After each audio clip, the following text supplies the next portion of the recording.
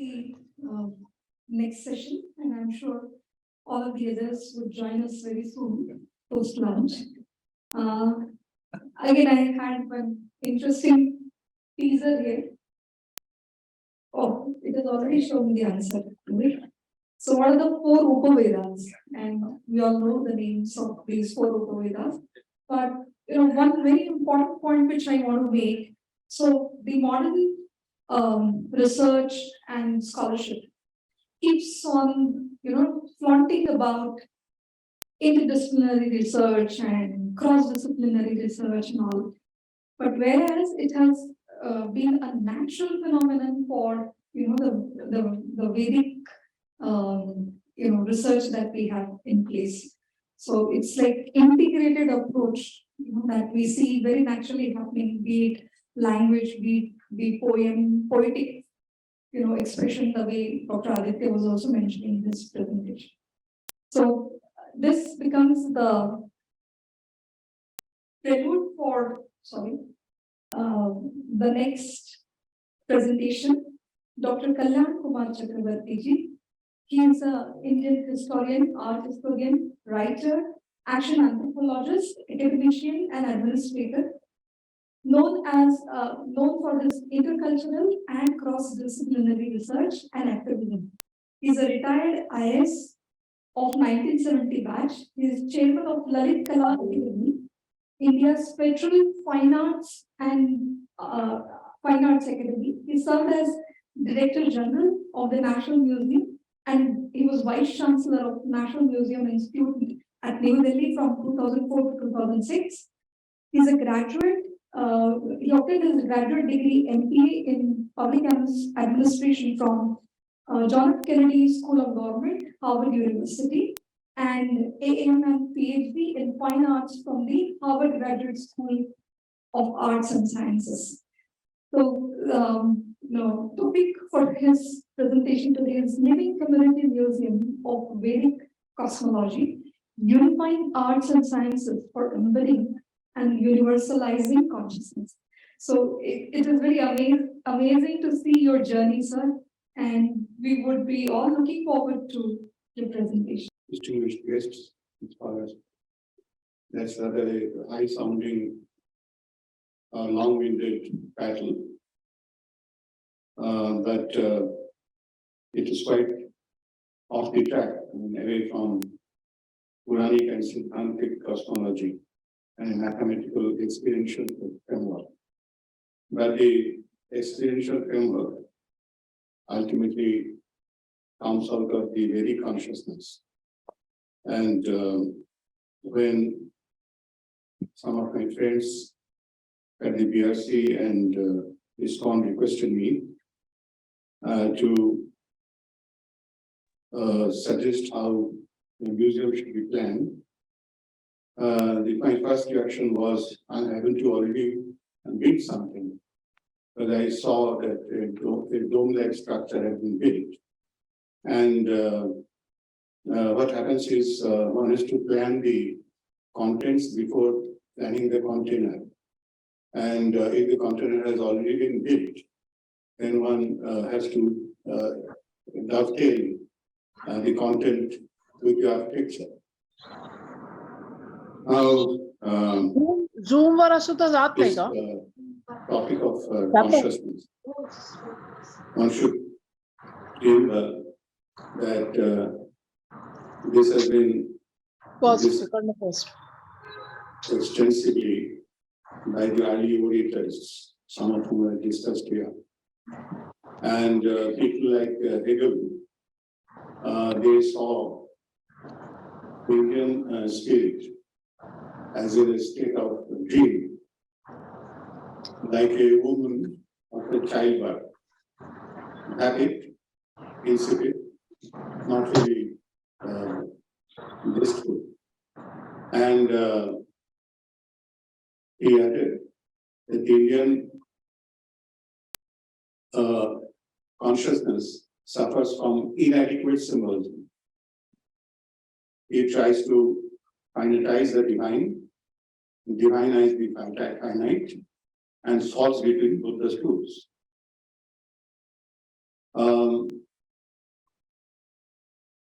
Even the scholars of Advaita Vedanta, like Paul Hacker, who should also be considered an Orientalist, he added that if the logos seat of Indian Vedic and Vedantic philosophy is to bear flower and fruit, it cannot grow in its native soil. It is barren in its native soil. It has to be transplanted to the soil, fertilized by the Judeo-Christian stream of thought. Only then it will flower.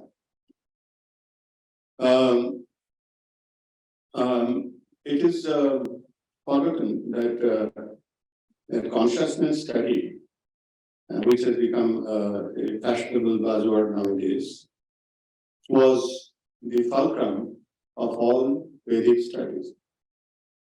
In fact, when we talk about the 4 laws of Newton, we forget a 5th law, which he mentioned, which was about the hypothesis beyond deduction. And Shrinatara has mentioned it. And in Indian philosophy and history of arts and sciences, there has always been this intuitive leap of imagination, overlapping thousands of years of history on the sweeping wings of consciousness. And so a Buddha, a Ramakrishna, they embody that consciousness within the fleeting moment of a few decades.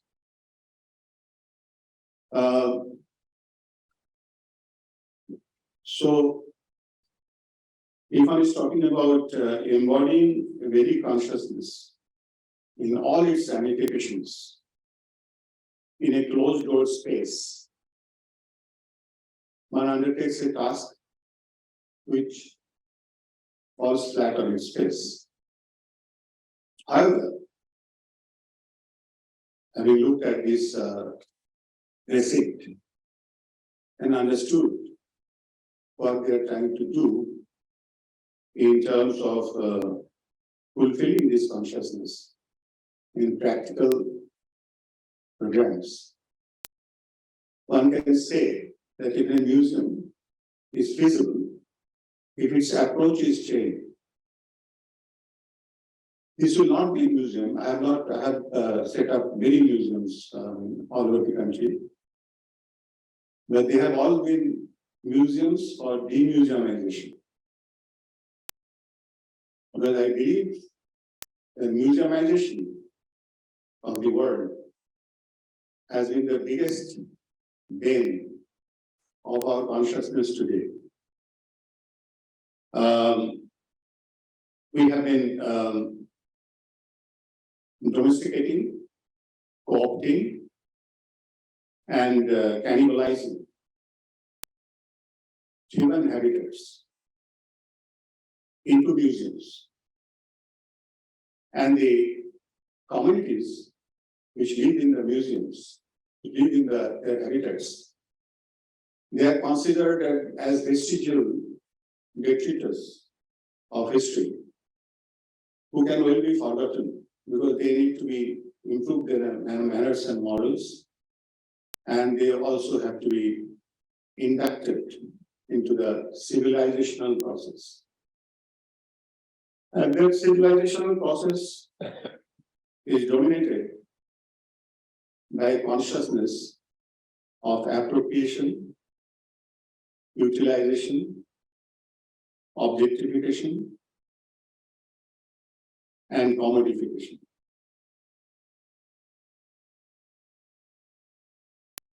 So, And that is the consciousness which has resulted all over the world in that technification, homogenization, and degradation of biocultural diversity, destruction of the habitats, loss of the aquifers,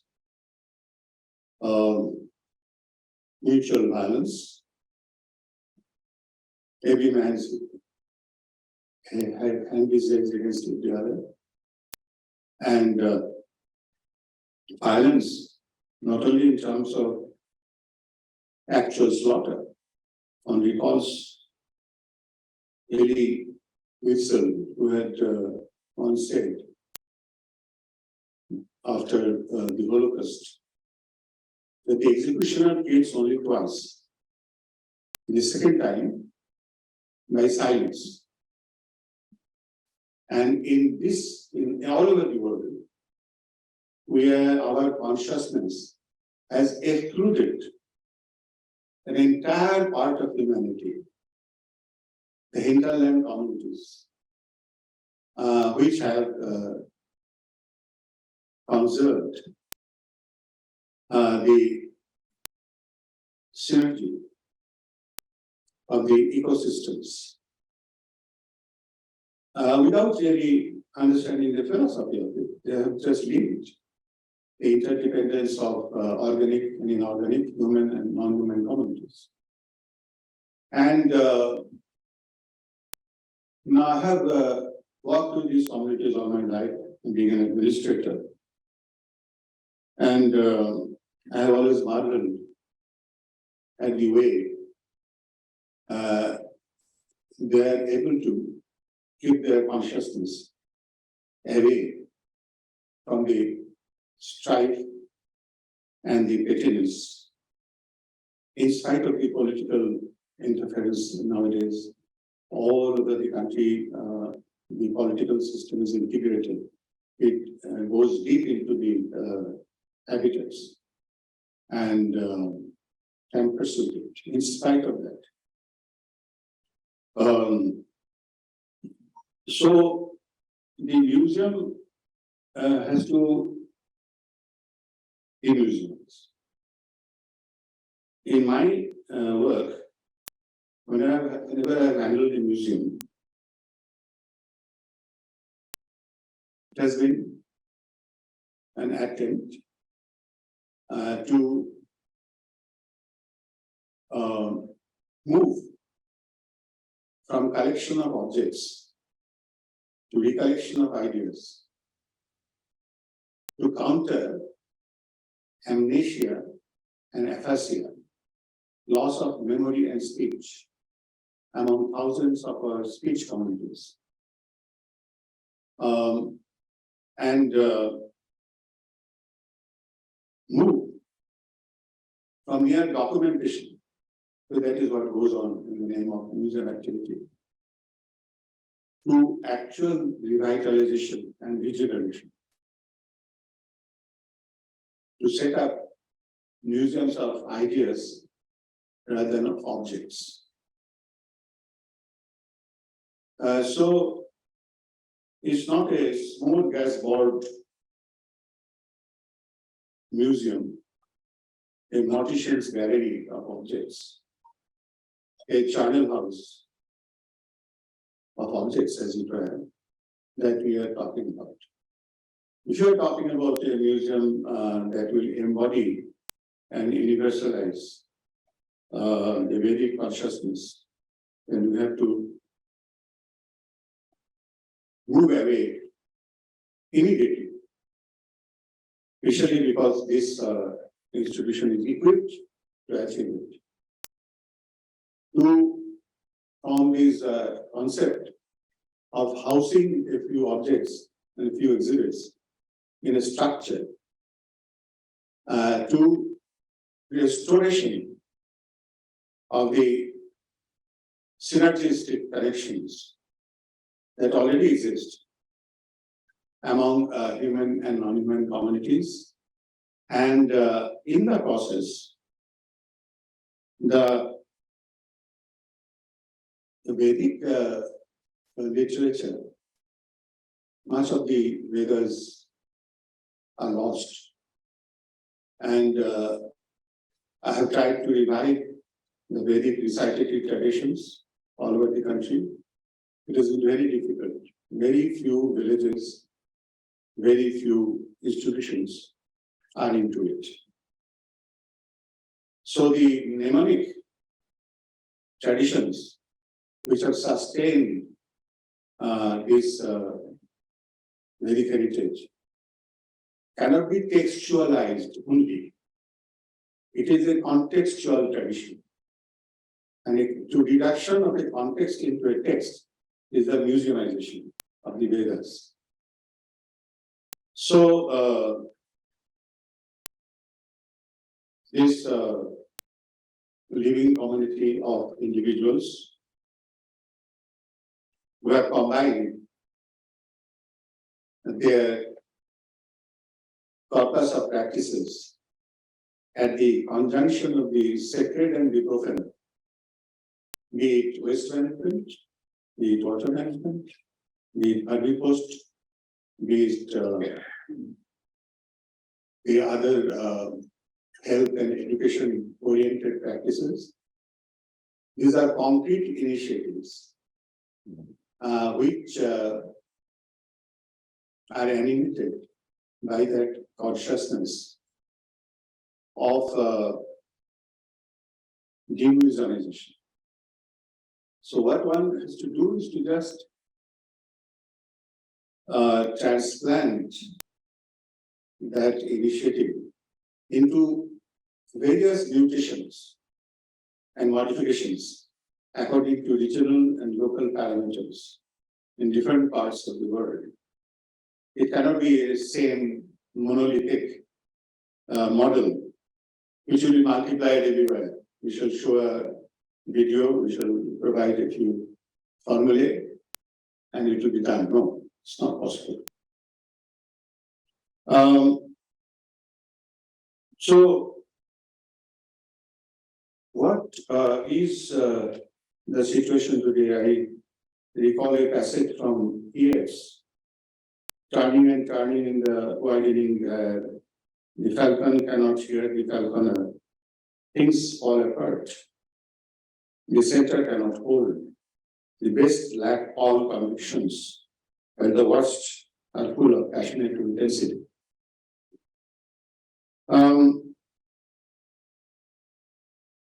That's why Gandhiji used to speak about the 7 sins. And he spoke about ending the divorce of wealth and work, knowledge and character, commerce and morality, worship and sacrifice, growth and equity.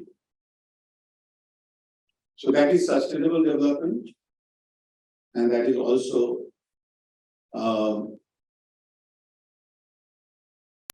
building on our strengths. Our village republics, which still be vital, have a lot to contribute. And the urban, peri-urban, village, caste, peasant, tribal, folk continuum has existed from Vedic times till this day. If one looks into the oral literature of the dialects of the folklore, which I work a lot, and someone spoke about knowledge systems. There are these knowledge systems harvested and sustained by communities all over the world, which are location specific, eco-specific, culture specific, community specific. They are born from their hills and dells, bluffs and spurs. And but these knowledge systems are now being incorporated into the individual titular IPR structure. So I have been working on the sui generis community IPR structure. It is always suggested that knowledge grows only in laboratories. It doesn't grow in community habitats. Completely wrong. I have been additional to city forest, and I recall having made children who knew more about botany and forestry than I did. Knew the names, knew the nomenclatures, knew the classifications, knew the ingredients. And so when one is building a biocultural diversity register, one cannot follow the German forester Brandis's philosophy, which is the fulcrum of Indian forestry. One is to work with the communities, to create new working plans for all of Western Ghats, with all these force of Shivaji and all these rivers which are flowing down to join the sea. From here to the Kerala, it's a fabulous center of global biodiversity after the Himalayas. It is getting degraded and destroyed by mega developmental intrusions of invasive technological giants. One cannot stop the juggernaut by talking. One could only put up bastions of defense and resistance through a living museum movement which is sustained by communities. And that would be truly serving Vedic consciousness. I'm talking about science. Jim Darwin talked about the possible tragedy of humanity when it fails to adapt to the new conditions of life by selecting variations given to it by nature and by balancing mutations and selections. The world has changed. Human being hasn't. It should know that the molecular unity in all organisms unites it with all communities. And when it destroys life, beginning with the blue-green algae, or the blue water infrastructure of the oceans, or the multi-tiered forestry, including the underground and the above ground tiers, by plantation economies. One forgets that they are interfering with the unfolding ramifications of consciousness that has kept this world alive. So the global warming, climate change, these are not only phenomena of releasing CO2 to an industrial civilization using wood, soil, coal, and natural gas. It is also substitution of false consciousness for the correct consciousness.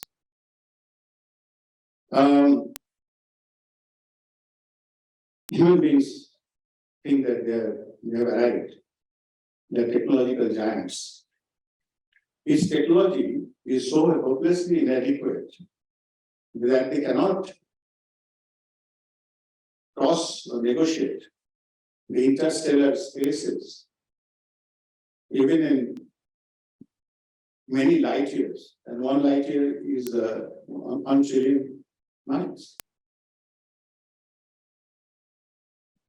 They cannot do it. But they feel that they are here forever and they can afford to interfere with the mind matter observer observed unity that exists in practice and theory all over the world among communities. So whether we talk about thermodynamics, quantum physics, isomorphism of verbal and genetic codes, or environmental thought, Gaia consciousness, there is this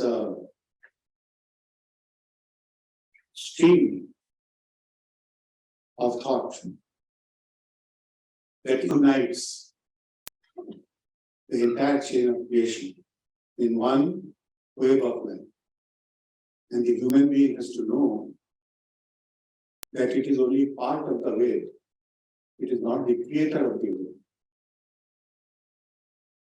And once it knows that, its strategies will be clear. So, when we are talking about Srila Prabhupada or Chaitanya or Jagannath Cetana, we are talking about, which is normally discussed as Achinta Veda, or we also talk about Rasa Panchadhyayis. But it goes back to the Vedic philosophy of that intense exaltation. Bhuvanyat, Akaranyat, Jadesha, Akasha, Anandanasya. Ekasaiva, Anandasya, Kalu Iman, Imani Putan, Matra Mukhajivanti, Anandam Prempi, Sangisanti, Anandam Yatanivanti. And this Anand, a stable essence, is a surplus of creative joy. It is that joy in the unnecessary, where duty and utility, necessity and accomplishment, form and function converge, as they do in the knowledge system practices of our communities. So, when Einstein spoke about all beings being connected in a dynamic wave of energy, matter being energy in motion, or Arthur Milton Young, designer of the first helicopter, announced that God sleeps in the minerals, awakens in the plants, walks in animals, and thinks in man. When J.C. Bose's experiments revealed analogous electrical responses in metals, plants, and muscles, living and non-living. When Srinivasa Ramanujam, who knew infinity, who made explorations in number theory, infinite series, and continuous fractions, he spoke about his vision of mathematical scrolls unfolding before his eyes as inspired by his family goddess, Mahalakshmi of Namakkal. So, these are people who saw the universe as the laboratory, and like Galileo, they read the language of mathematics and the characters of geometrical figures in the cosmos, and read large in the face of all that they saw. all the galaxies personae in this vast ever-widening circle of hurtling galaxies, they saw themselves as an integral part of this universe. So for them, the simmering connection between the nominal and the phenomenal, the visible and the invisible, the material and the incorporeal, was not a matter of philosophy or words. They lived it, breathed it, and felt it with all their emotions, all their being. So when we are talking about consciousness and the museum philosophy, one should remember that we also had mentioned about the eco-village, ecotourism. That ecotourism itself was a word invented by a French museum person. And in the Western practice, the ecotourism or the eco-village is a way of creating a cordon sanitaire around the present and seeing it as an ecosystem. They do it for entertainment and for use, but the ecosystem, the bio-geochemical cycling and recycling that keeps the world in a homeostatic balance is not to be contained in a present. It is a continuum, and in spite of the practical difficulties that face us today, a movement like the Gaudiya Vaishnava movement is able to use this consciousness to reverse the cognitive colonialism that has invaded the world. And even people like Heidegger was a philosopher from the West. He spoke of humanity as tenants of a time of need, which lay under a double lack and a double notch. The normal of the gods that had played, not it of the God that was coming.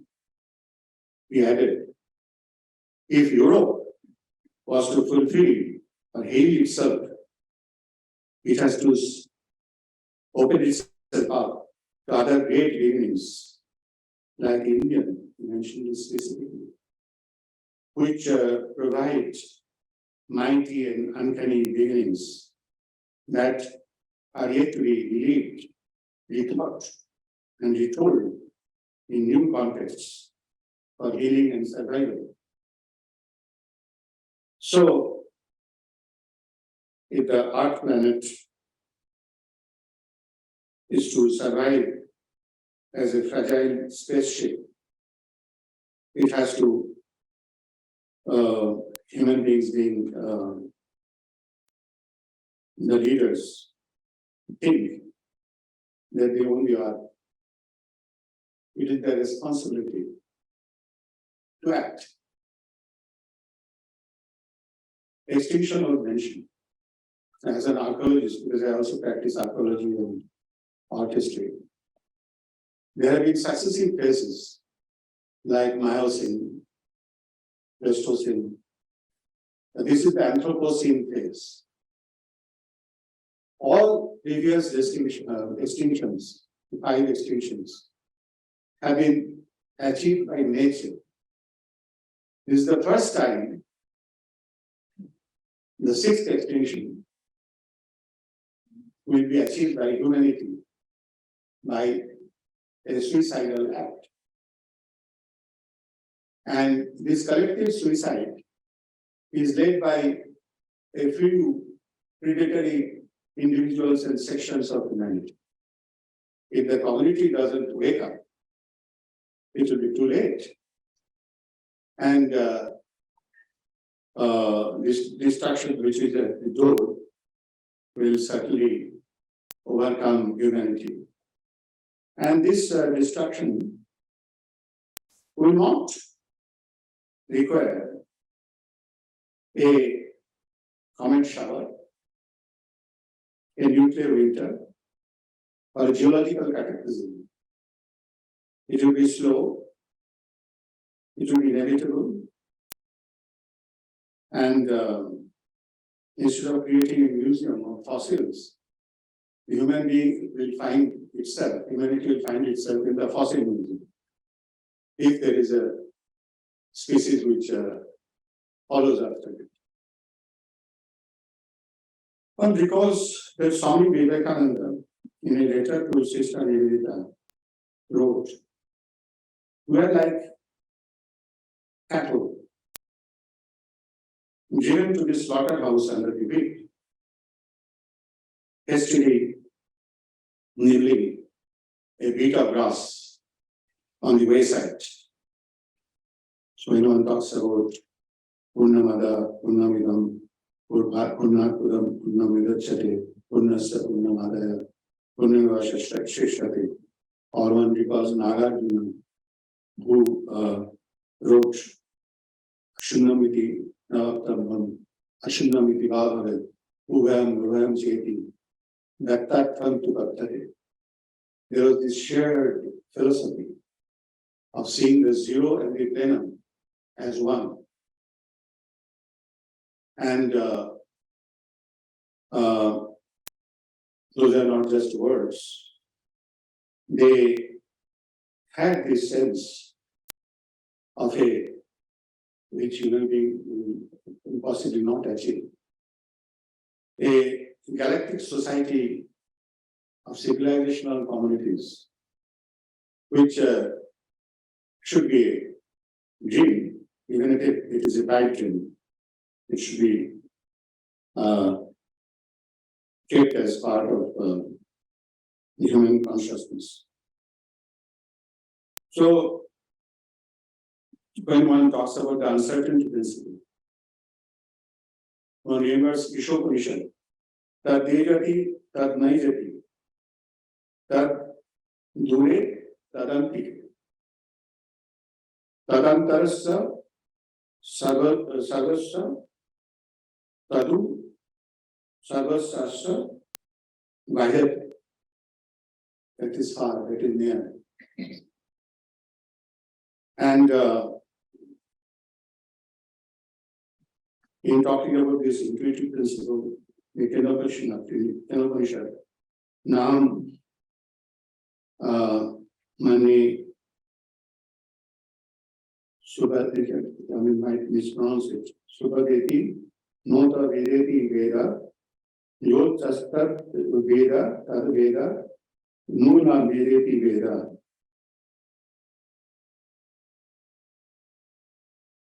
Talking again about that intuitive consciousness. Anuraniyan, Mahatumaniyan, Atmasvidator Gita Bohayam, Amakratu, Kashyati,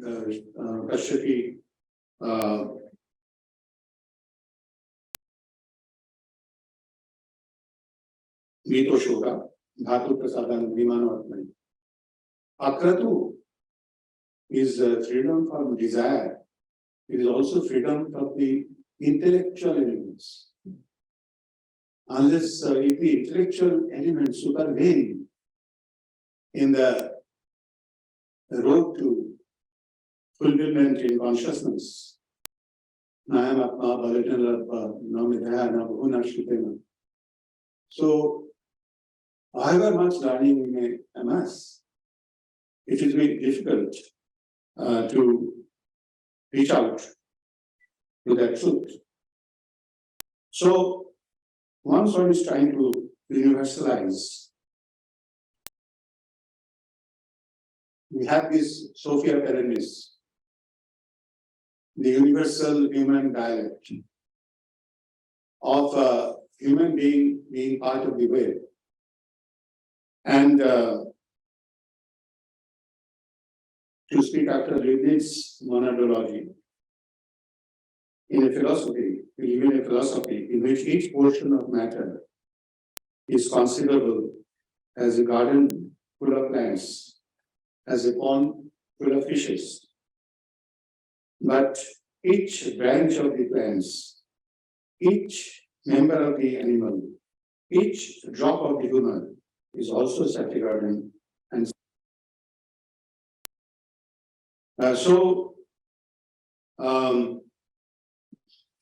when one recalls Swami Vivekananda quoting again, words, man is an infinite circle whose circumference is nowhere, but center is in one place. God is an infinite circle whose circumference is nowhere, center everywhere. Man becomes God if he multiplies infinitely his center of consciousness. So it is this multiplication of consciousness which differentiates the Chaitanya, Srila Prabhupada from other human beings. So immediately move over there encompassing sweeping wings and think of what can be done. Now the question is, all this talk is all right, but what is to be shown? People will be asked. Since I have, is there time? Should I go on or conclude quickly? 47 minutes. Okay. So,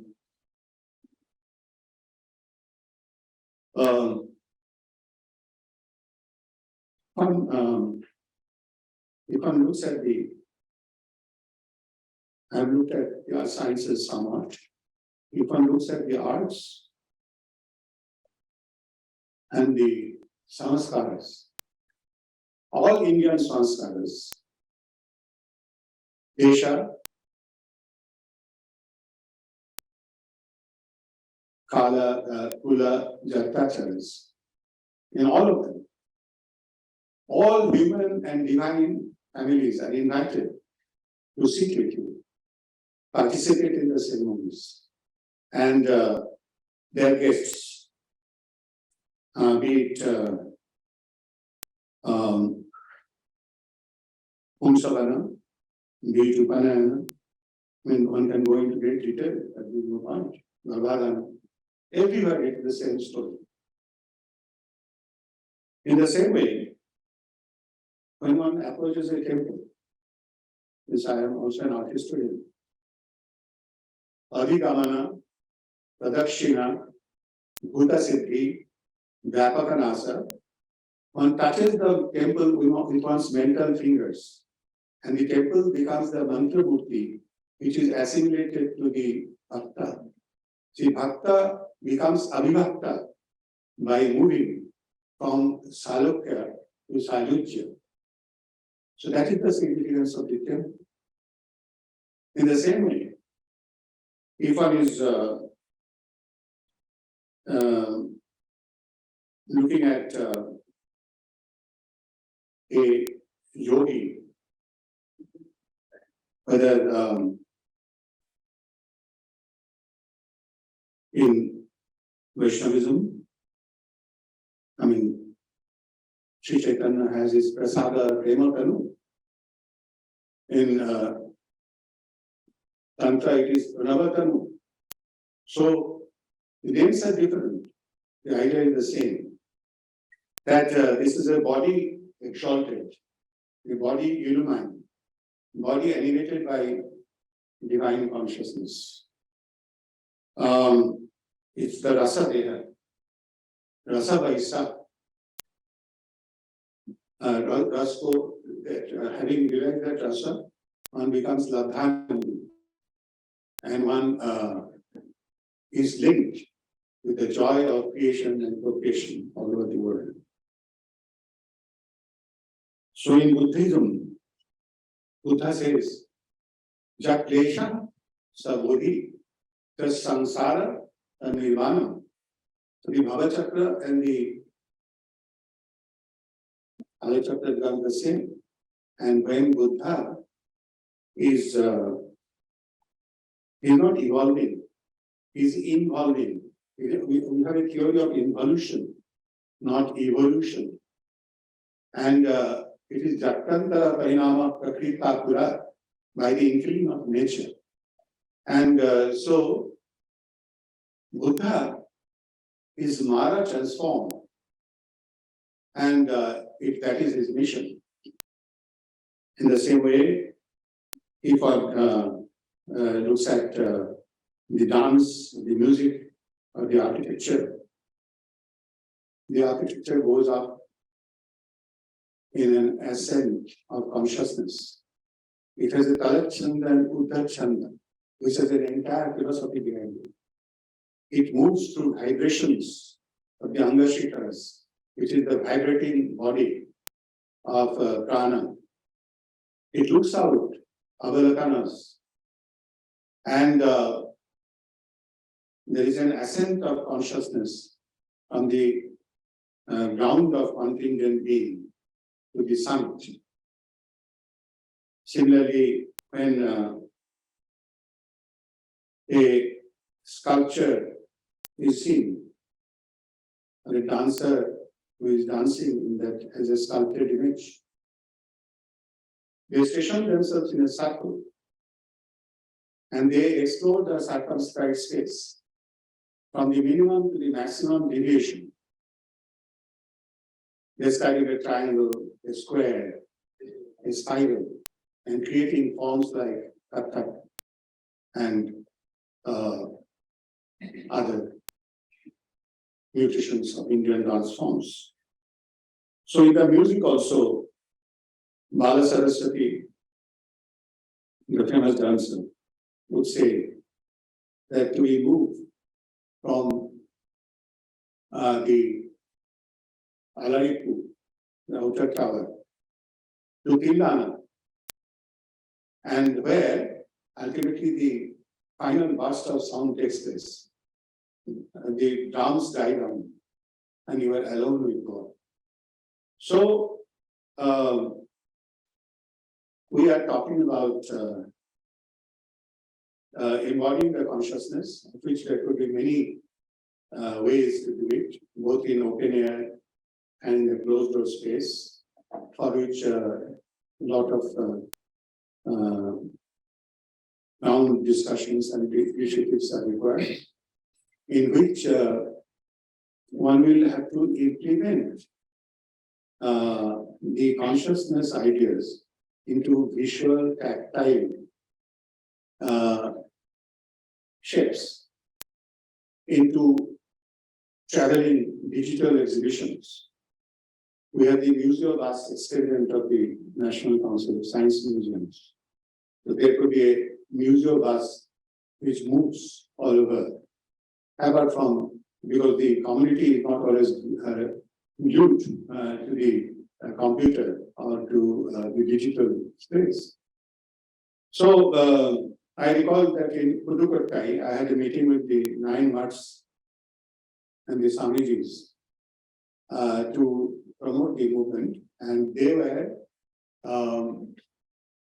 already connected. Each temple was connected with about 70, 80 villages, and they are maintaining the temples. They didn't need the government. And an individual family was maintaining an entire temple of about 10 acres of land. And though they were villagers, they knew more about the temple members, its philosophy, and its consciousness that animates the texts that are dedicated to the deity than an art historian trained in the formal system knows. So I will conclude with a quotation, a favorite quotation of mine from John Donne, that every human being's death diminishes him. Even if a cloud is washed away from Europe, we are less. If a koala dies in Australia, then our world is less. Therefore, do not call to find out for whom the bell tolls. The bell tolls for thee. Thank you. Thank you so much, Dr. Kalyan Kumar Chakravarty. I think what he has just made a presentation here can be summarized in one sentence: holistic, artistic, experiential framework for building a museum, which is based on the fulcrum of consciousness study coming from the Vedic tradition. So definitely, you have been able to put down very clearly that the museum has to be a collection of ideas instead of objects. It has to revitalize or rejuvenate instead of just document. And it has to restore the synergistic connection that we have in the Vedic text. Very rightly mentioned by you, how the museums have to be very well connected with the communities if they have to keep living. Otherwise, they will become living dead. So thank you so much for this very important guideline framework for the museum.